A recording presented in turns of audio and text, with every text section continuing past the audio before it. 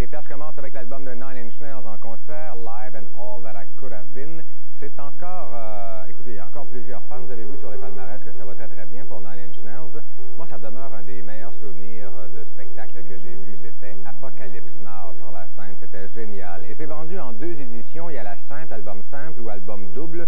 Si vous êtes un fan et si vous avez les moyens, je vous conseillerais d'acheter l'édition de luxe double. Il y a 9 chansons de plus.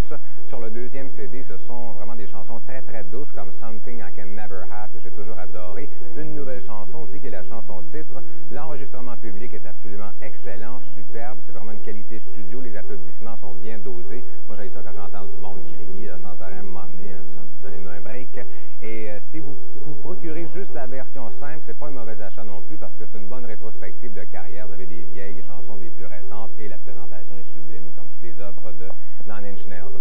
Ensuite, un nouveau duo québécois qui s'appelle Latitude Nord et leur premier album, Dis-leur. C'est 2 gars qui demeurent ici depuis quelques années. Ils n'ont pas encore pris l'accent vraiment québécois. Des bouts, on a de la misère à comprendre toutes les paroles parce qu'il y en a vraiment mur à mur de paroles, mais ils ont eu la bonne idée de l'inclure sur la portion multimédia qui est vraiment très, très bien faite.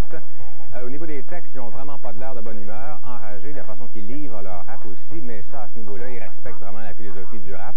Ils s'attaquent à moi aussi dans une chanson, Au royaume des borgnes. Ils disent « Plus rien ne vaut, ni même la cote à rajotte ». Et je leur donne pas tort parce que moi, je me considère pas comme un dieu de la critique. Hein. Je suis qu'un guide, un point c'est tout. Des fois, je prends des mots assez précis.